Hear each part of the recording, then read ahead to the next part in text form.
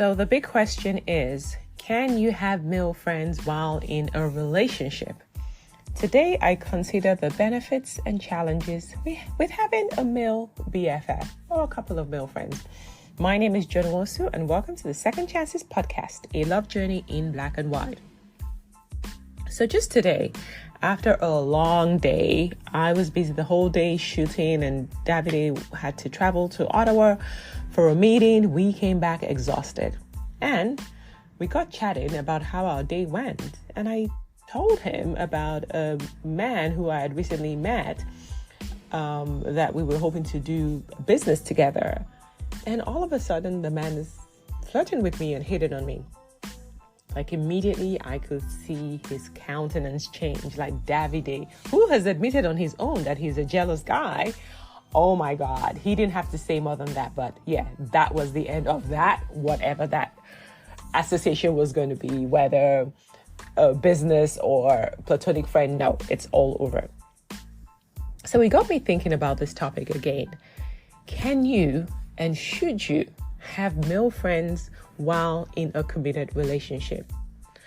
I want to start this with the talk of boundaries. So I spoke about boundaries a couple of days ago, and you can go listen to that podcast.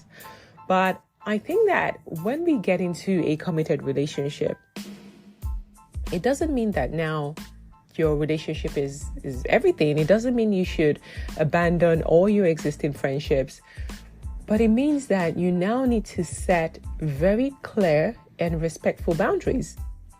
It's about understanding what both parties are comfortable with, what's acceptable, and just agreeing on that with your partner. It's not about you wanting to say, this is how I am, this is who I am. No, it's about understanding both ways what the other person is comfortable with and acting accordingly. Like, for instance, I'm not a jealous person. Like, you could be on the phone with another woman. As far as you tell me you're friends, I'm okay with it. But Davide, no, he needs to know who this person is. And that's just what he's comfortable with. So I knew this from day one. And so I just set boundaries, right? And I'll talk about some of the things that I've done to make sure that I'm still able to have my male friends and be in a loving, committed relationship as well. So the next thing I want to talk about is trust. Because most times when we hear that a partner doesn't want you to have certain friends, it could be male, female, doesn't matter, we start to think about trust. Trust truly is the cornerstone of any healthy relationship. So it's important to identify whether it's a trust issue or whether it's just their nature, it's just who they are, right? Without trust, it's quite impossible for you to maintain any form of relationship with the opposite sex, because the other person is going to be wondering what you're doing. They're going to be doubting where you say you are. They're going to be wondering what you're getting up to. Why is he texting you at 2 a.m. in the morning? Why is he this? Why is he that? Why is he calling you for help?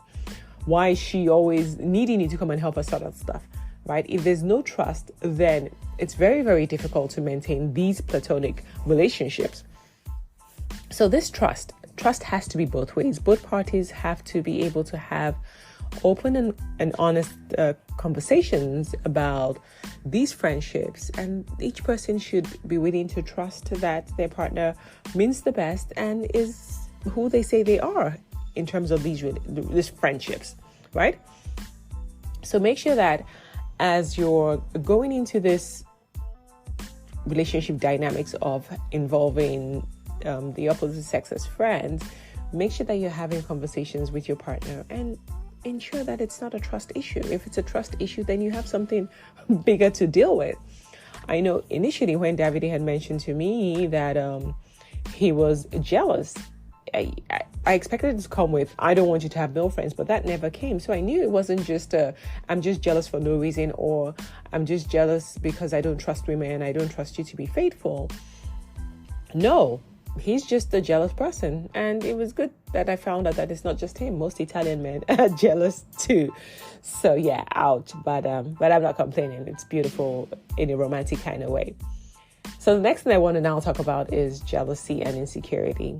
These are natural, right? Most people, if not everyone, has these emotions and feelings. It does come up regardless of how strong you are. right? So you have to be mature enough to handle them when they show up. So if you know that your partner is, for instance, insecure about your male friends, then it's important to have conversations around why he's uncomfortable or why he's worried about a particular person, if it's a particular person, right? It's not about just constantly accusing and defending. It's about understanding each other's feelings and trying to find a middle ground. So make sure you get to the root cause of why they feel jealous or insecure about male friends in general, or if it's a particular person. You might be surprised what they come up with.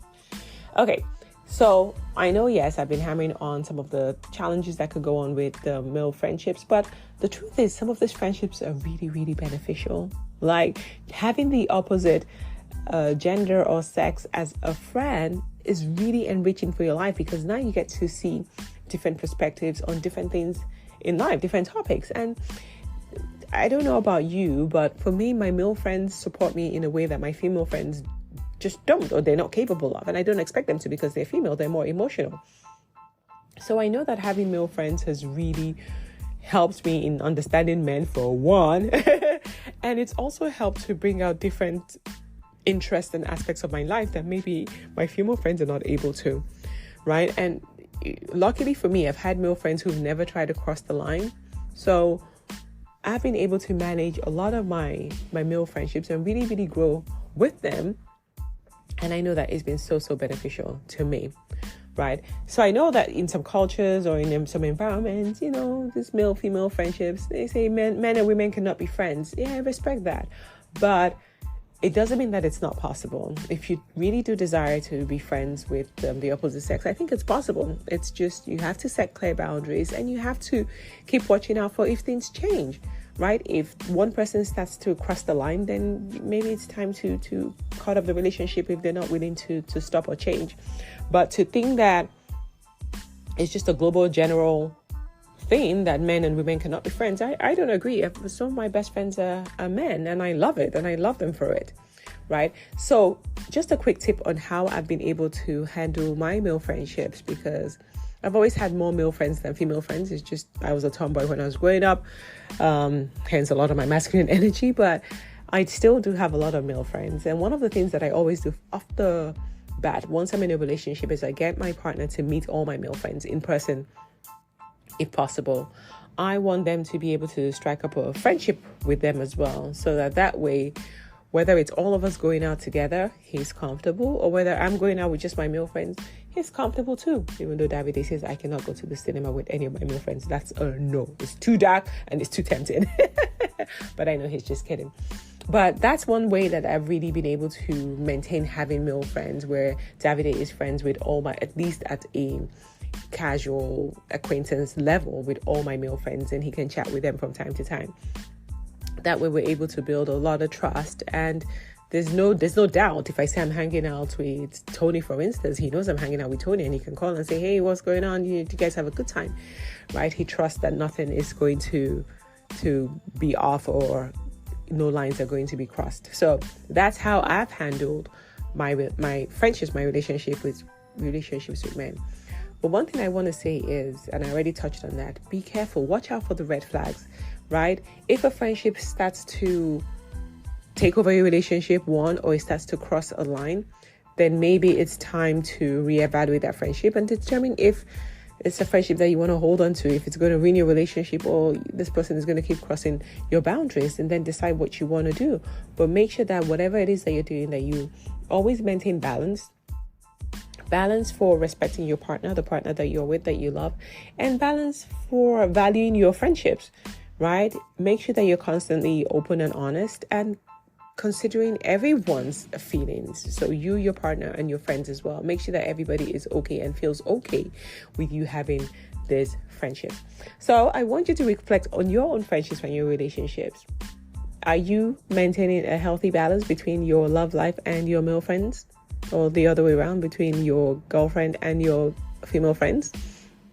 And are you able to openly communicate with your partner about this? Are you able to talk about your friends without feeling that they don't trust you or they're jealous, right? Because these could be signs that your relationship needs some deeper work that needs to be done to make sure that it's healthy. Because to be in a healthy relationship, you have to be able to speak openly and be your true self. Show up as yourself, not hide parts of you. You need to share your entire world with your partner.